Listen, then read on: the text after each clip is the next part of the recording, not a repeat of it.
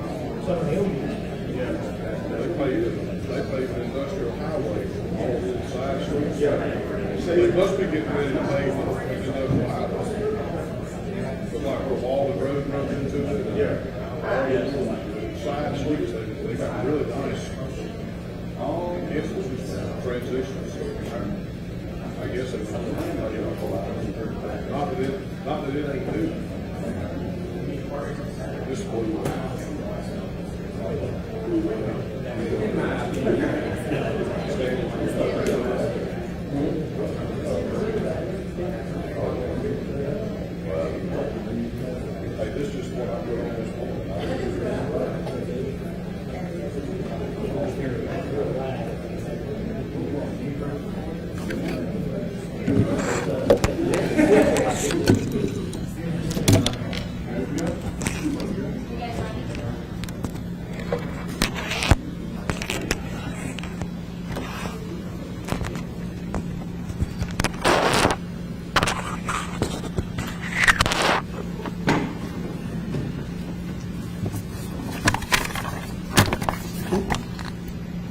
Well, good afternoon, everyone. It is indeed a great day to be in Macon County, and certainly it's a great day to be here in the chambers where we do a lot of work for our citizens. And to me, today is a very special time, not just for the people in this room, but the people all across the great city of Macon. So I'm pleased to be the person behind the mic today, but I'll let you know that we always work with a great team. And that is why on Tuesday, August the 19th, just a few short days ago, I recommended the 5th consecutive tax decrease for the citizens of Macon County. And not only that, the commissioners voted unanimously to pass that savings on to our citizens. Many of you have asked how we've been able to do this while we continue to fund our budget and while we continue to make important and fund all the departments that we have. And so many of our local governments around us, not only them, but the people that live in those communities, have asked us, how does Macon-Bibb County able to do this while we see an increase in our property taxes? Well, you know what? The reason is very simple. Very simple. It's called fiscal responsibility.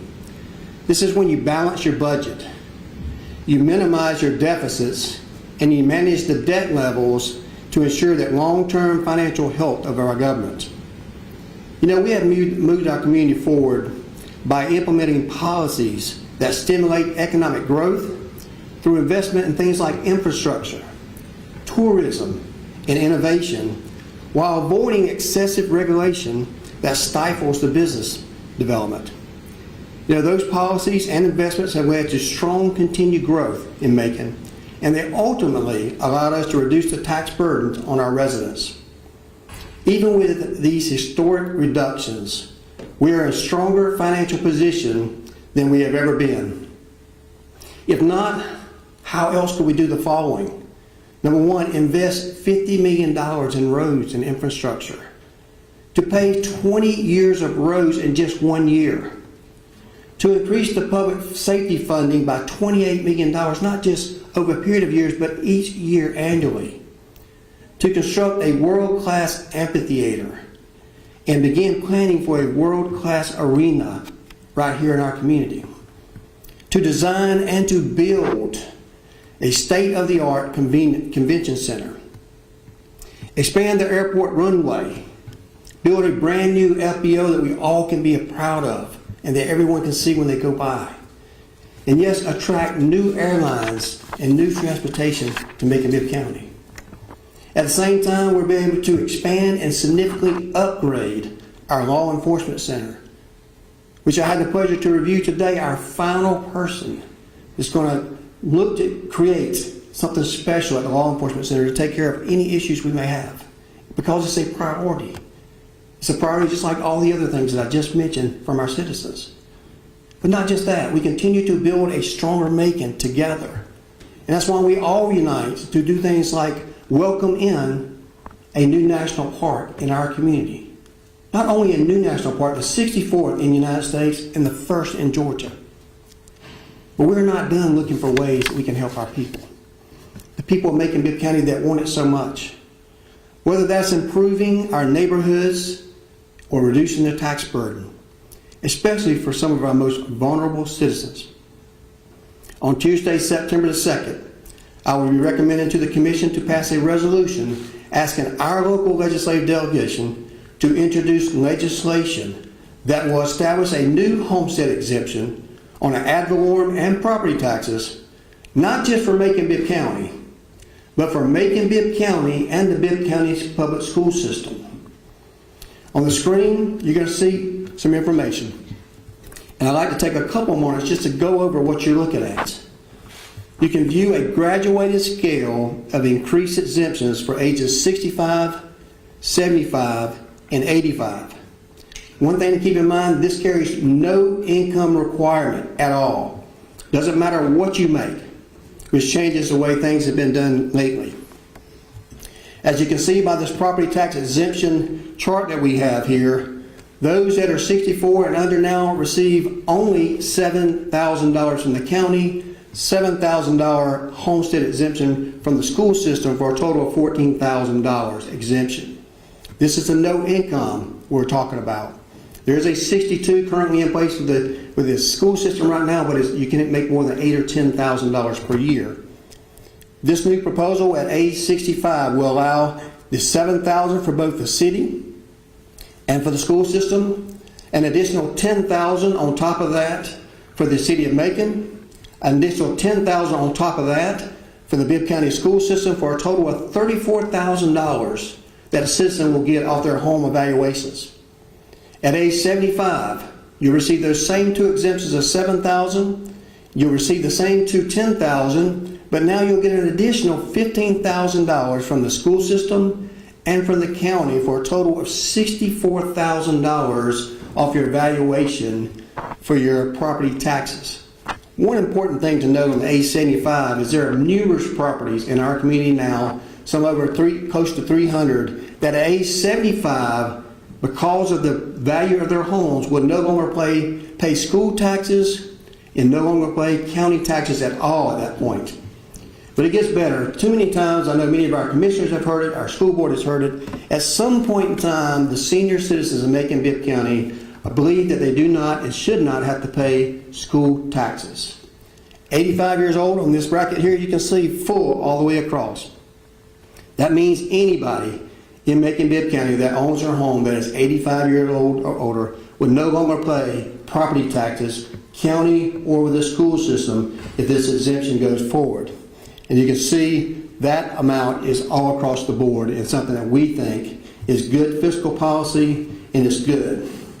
So let me give you some reasons that I believe that the seniors in our community not only are entitled to this, not only do they earn this, but that they need this. You know, by providing tax relief, seniors are more likely to remain in their homes rather than to be forced out of their homes by selling or downsizing due to financial pressure. This stabilizes. It can help maintain a consistent neighborhood demographic, which often leads to steadier property values. Lower tax burdens can diminish the risk of foreclosure for seniors who might struggle to pay taxes, especially on a fixed income. I can't tell you how many times I receive calls from people or emails or messages from people in our community that are caring for a loved one that's 75 and 85 years old. They're already having a hard time making ends meet just because of natural environment and economics. And the last thing they need to worry about is whether they have to pay school taxes or property taxes on property that they've earned and worked for a long period of time. This matters to them, it's important to them, and this is one way, a small part that we can do to help them along the way. By reducing the tax pay burden on seniors, they will have more disposable income available. You think about it, they don't have to pay the property taxes and they have disposable income, they're going to buy things in our community. They're going to help our local businesses by buying those consumer staples, or going out to that dinner, or buying those groceries, or things of that nature. The surplus can be used for these goods and these services, stimulating more demand in our community and supporting more local businesses. With these additional funds, guess what else they can do? They can invest in much needed home renovations. How many times have you heard from someone in your community that says, I wish I had money to fix my roof, or maybe the porch, or maybe the stairs, or maybe I could upgrade my HVAC? This money they could use instead of paying the county property taxes, instead of paying school taxes for children they don't have in school, or maybe don't even have grandchildren by that age. It's much needed money that they could use for improvements. And guess what happens when you give them money to make improvements to their houses? They hire good local contractors that feed their families, who pay small business permits in our community, that hire people from our community and give people good quality jobs. Yes, with seniors facing lower tax burden, the financial pressures on their families may decrease. Their mental health is better. You know, one of the things we experience in our community a lot of times is blight. Blight has gone abandoned for a while, but you know, a lot of that blight is because of air property. You think about it, a lot of times they have to make those decisions. Do I get there? Do I make these improvements for my 85-year-old mother who passed away? And they have all this large debt on the property. Think about how easier they can make those improvements and take care of that estate and put that property back out there to use, or perhaps take it and keep it in their family as well. This helps with that situation. This will lead to better economic stability for younger generations as well, by allowing them to allocate more funds for education, local investments, and the health and well-being of themselves and their family. So just in conclusion, our reduction is our success. So what are the next steps to make this a reality? With a vote to approve this resolution on this Tuesday night, September 2nd, we will forward it to our local delegations so they can take this issue up their next session, which begins in January.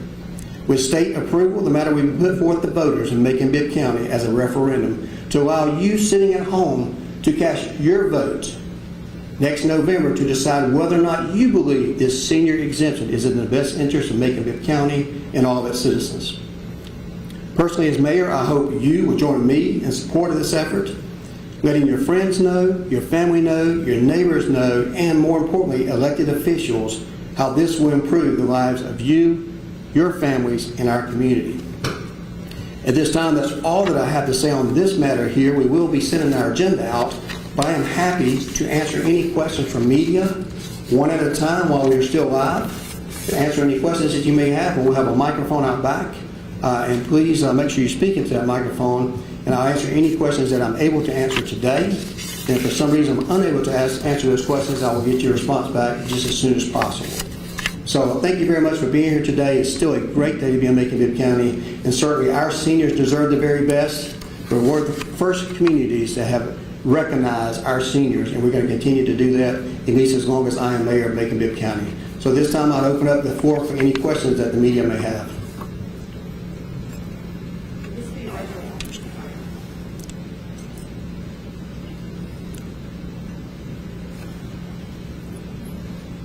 Ms. Carter. So would this be retroactive, or is it written just whenever it goes in place going forward?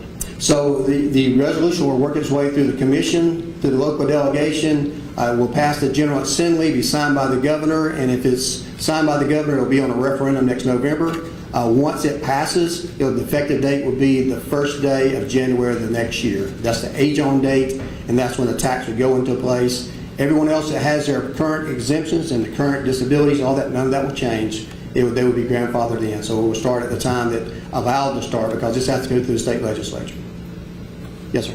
Hi, good afternoon. So my question is, Bibb County School District, from what I can see from their tax digest, it looks like they have a deficit of about, I think, $17 to $20 million, and at least for this year, and then that may go up or down in the next few years. Would this put more of a burden on them if this homestead exemption were to pass? Can you kind of explain a little bit more about how that works? Sure, I'll be happy to comment. Number one, we all have to be good stewards of our taxpayer dollars, regardless of whether you have the budget or you have a surplus. I have personally met with the leadership with the Bibb County school system. I believe that they are very supportive of this obligation. It will cost over the next 5 years for the county and for the school system combined approximately $7 million to make sure that we fund this appropriately. However, we have already met with them to discuss their budget and things that we can help them improve on their budget, and we're comfortable that not only will they be able to cover this amount, which is estimated about $670,000 a year in the current numbers, they'll be able to replace that with additional funds. And that'll come before commission sometime in late September or the 1st of October. So thank you for that question. I'll tell you that we are very good partners with our school system. They get some of the same complaints that we get about school taxes, and we can argue all day long about whether someone should pay them or not. We want our kids to get a quality education, because that quality education helps our community lift our whole community up. Also provides a quality workforce for our community. So we would never do anything to disadvantage our public school system. We're doing everything within our power to lift them up.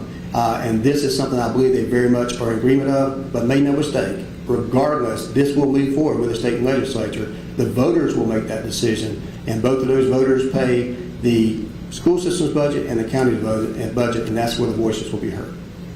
Next question.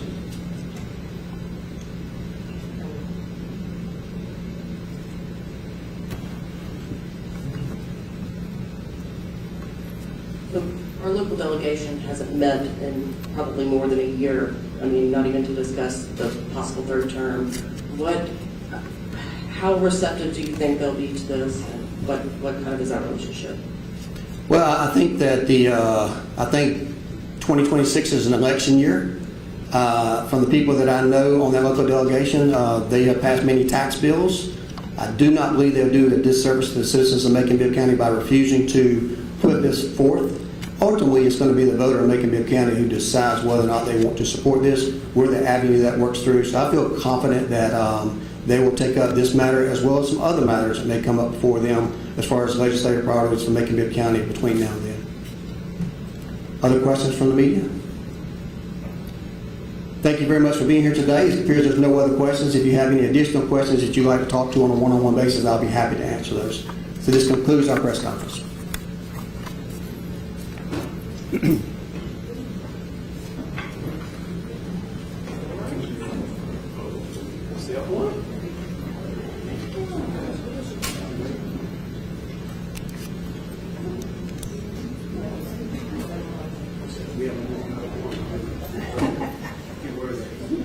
All right, back to my regular schedule. You good?